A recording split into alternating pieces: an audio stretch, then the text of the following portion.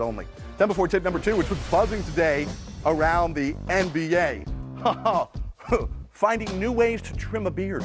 Corey Brewer made it pretty interesting last night, but James Harden still got to 37 points. The Rockets lost. However, Harden extended his streak of consecutive games, scoring at least 30 to 20 straight.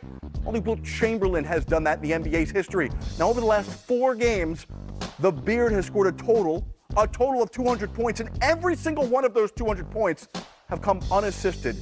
No assists for Harden. Just one of those nights. That's how Klay Thompson described his 44-point outburst last night, where he tied an NBA record, making his first 10 three-point attempts en route to the Warriors' blowout win over the Lakers. Now, Klay scored 23 of those 44 in the third quarter, and in the game, he didn't attempt a single free throw. Shacked in a fool, even Steph Curry is capable of a starring role.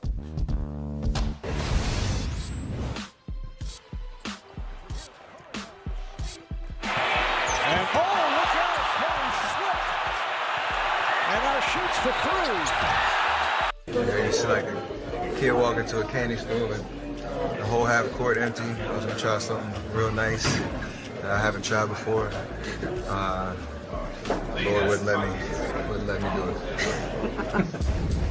From our West Coast NBA.com bureau, Sean Powell joining us tonight.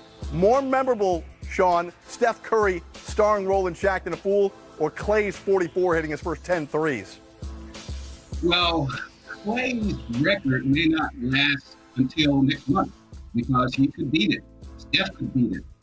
But seeing Steph Curry stumble on the floor, this is a guy throughout his entire career hasn't slipped on or off the court. So it looked pretty weird. I mean, we're used to laughing at Steph doing something on his defender rather than seeing Steph do something on his own. And by the way, if I'm Steph, I'm kind of blaming Klay Thompson for that. Klay was splashing all night with those 3-pointers. It was bound to be the West. I see what you did there, Sean. That's nice. Yeah, that's nice. Better than some who are trying to blame the Staples Center rink that was out earlier in the day. Come on, Steph said that had nothing to do with it. It was just simply him being a human being, folks. Basketball players are human beings. Watch yourself. Yep. Thankfully, he didn't get hurt. All right, Sean. Warriors, now, listen, when you win 8 straight, it always looks fun. Having DeMarcus Cousins in there may be an added element. Are we now seeing the Warriors hit their stride and playing with that joy we haven't seen in quite a while? Well, we're seeing the Warriors go after this right here. And by the way, Jared, is that the real trophy? It's not up to scale. Okay, I don't want you to be fooled. Okay. But look, I mean, everything is happening at the right time. You're welcoming back DeMarcus Cousins. You're on this win streak. Everybody's feeling great. Klay Thompson setting records. Obviously, look, there's a lot of basketball left to be played. But if you're the Warriors, you have to feel good about yourself right now. Better than you felt all season. Of course, we know what they went through with Kevin Durant and Draymond Green, and then Steph Curry missed 11 games. But right now, it's all working. Of course, now they're about to go on the road. They have to play in Indiana. They have to play in Boston. And by the way, a week from Saturday, they will have to play at home against the Lakers, and we're assuming LeBron James will be back for that game.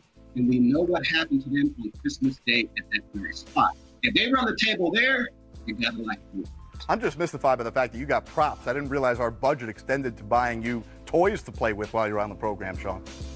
Well, I haven't turned any expense yet, so the boss is going to be there. Don't count on it from prior experience. 10 before tip number 3, a stat stuffer.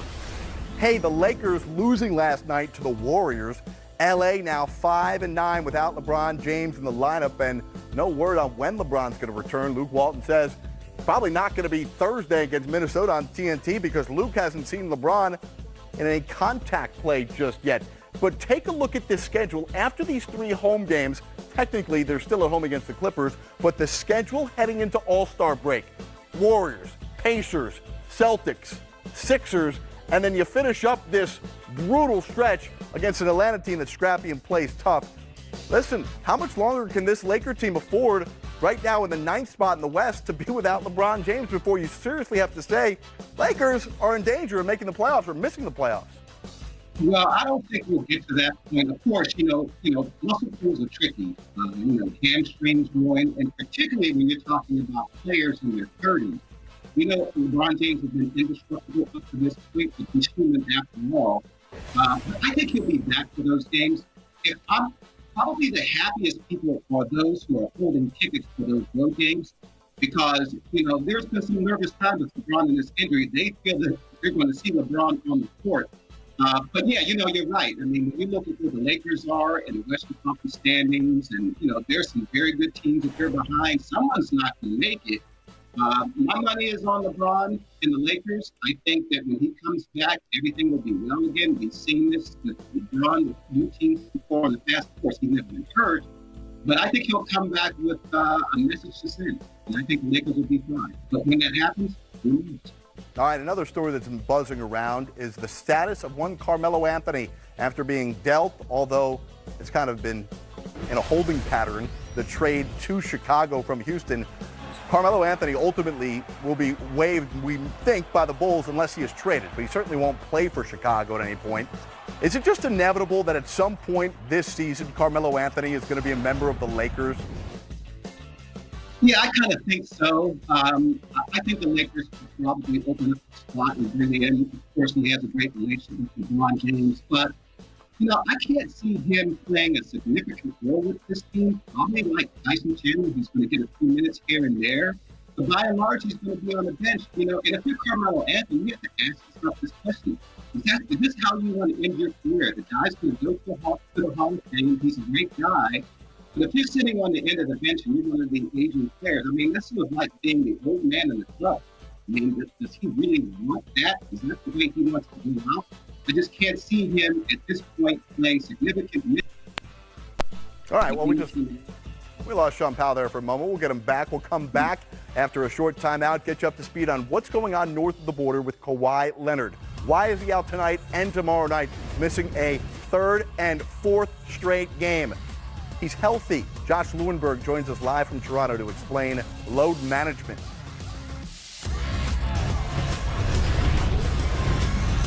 Tip with a status update on this relatively light night, 4 games around the association. Let's start here from the bottom and work our way up. DeAndre Ayton out the second half of the home-and-home with Minnesota. Karl Anthony Towns feasted the other night. We'll see if he can do it again. Jeff Teague's questionable tonight with an illness for Minnesota. Meanwhile, Dennis Smith Jr. is probable from his illness, which we'll talk about in a bit. Meanwhile, De'Aaron Fox will miss his first game of the season tonight. The most improved player candidate is out. So is Nemanja Bjelica. So 2/5 of the starters out for Sacramento. But the big news is Kawhi Leonard won't play tonight after missing the last couple of games. Is he nursing an injury? And it's just a load management thing still, right? I think he's played about 35, 36 games now, right? After playing 9 a year ago.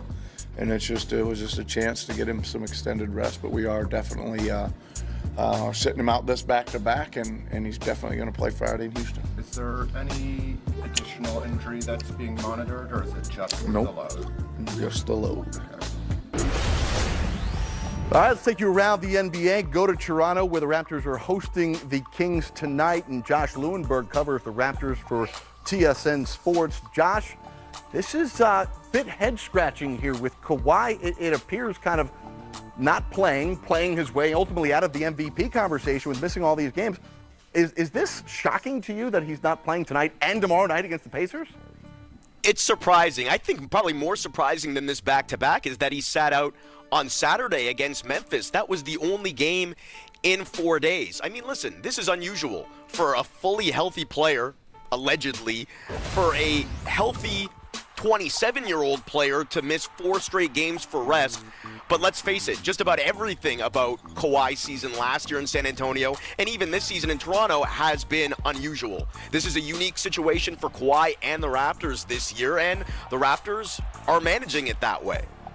Josh, do you get any sense as to whether this is Kawhi's choice or whether this is coming from within the organization, be it the front office, the medical staff, to protect Kawhi, in essence, to continue recruiting him to sign long-term this summer?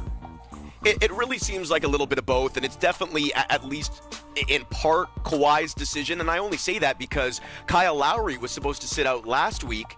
He was already ruled out in the afternoon, and he forced his way into the lineup. So if Kawhi really wanted to be out there, I think he'd be out there. But it's worth noting that he briefly left last week's double overtime win in Washington, I should say, with left leg tightness. He did come back and finish that game, and then he played a few days later in Boston, a big game. But it wouldn't surprise me, even though you hear Nick Nurse say that he's healthy, it has nothing to do with the injury. It wouldn't surprise me if the Raptors looked at that sort of mini injury scare and said, all right, let's reevaluate things a little bit. Let's not take any chances in late January and maybe give him some extended rest. He'll have 4 games and over a week off before he returns in Houston on Friday. One other theory to go along with this, separate and independent, I know it's hard to do this from the Kawhi recruitment, is also the Raptors have told us the 1 seed is not important to them because what they do in the playoffs is most important. Is this another example of that?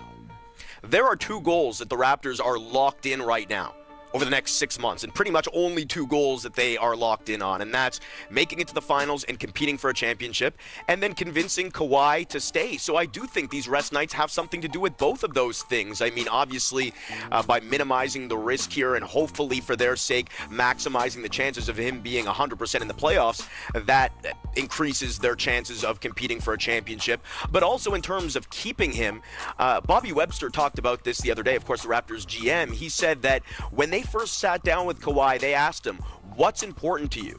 And most people don't know what's important to him because we don't really know Kawhi, but he said, maintaining my health. So for them going out of their way in situations like this to show him, to prove to him that your health is important to us, I think that for them could go a long way in ultimately convincing Kawhi to stay. Great reporting by Josh Lewenberg from TSN Sports. Raptors without Kawhi again tonight and tomorrow night. Load management as the Raptors host the Kings on League Pass. Josh, thanks for joining us. Moving on to a story that has us scratching our head as well. What's going on in Dallas with Dennis Smith Jr.? Luka Doncic takes a stab at it.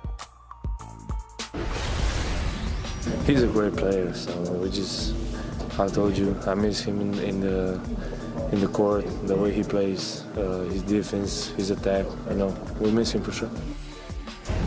Well, the Dallas Mavericks have played the last 6 without Dennis Smith Jr. They've lost the last 4 of those games. Listen, this is a Dallas team who wants to make a playoff push here. What is your take on the illness that kept Dennis Smith Jr. away and reportedly will have him back potentially tonight, and what Dallas does with him between now and the trade deadline 2 weeks from now? Yeah, it's really a strange situation. I mean, life comes at you fast. I mean, this time last year, Dallas had an amazing rookie. Dennis Smith Jr. was playing very well.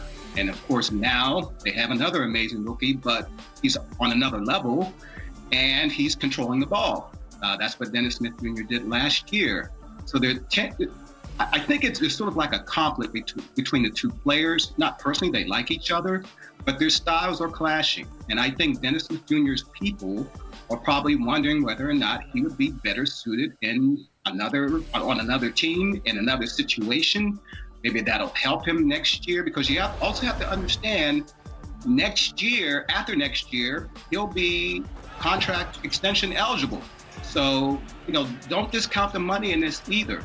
I think Dennis Jr. wants this to be a comfortable fit, whether that's with the Mavericks or whether that's with another team. And that's up to the Mavericks to decide. Yeah, Sean, I want to update you on a story that's just coming out here from Tim McMahon of ESPN, who got a quote before tonight's game from Mark Cuban about the reported conflict between Dennis Smith Jr. and the head coach.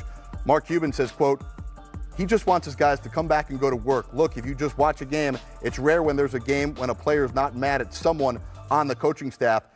He says, Mark Cuban does, it's just part of the game. So not totally squashing that there may be something to the rift that's been reported between Dennis Smith Jr. and Rick Carlisle. Yeah, it could be, because Rick Carlisle's a no-nonsense coach. You saw him with Rajon Rondo, a couple years ago. You saw that little tip they got into. Carlisle also has a lot of power within the Mavericks organization, so he's not a coach that's, under any kind of stress. The organization has full confidence in him, but again, you're talking about a young player who's just looking to find his way, and a stubborn old coach.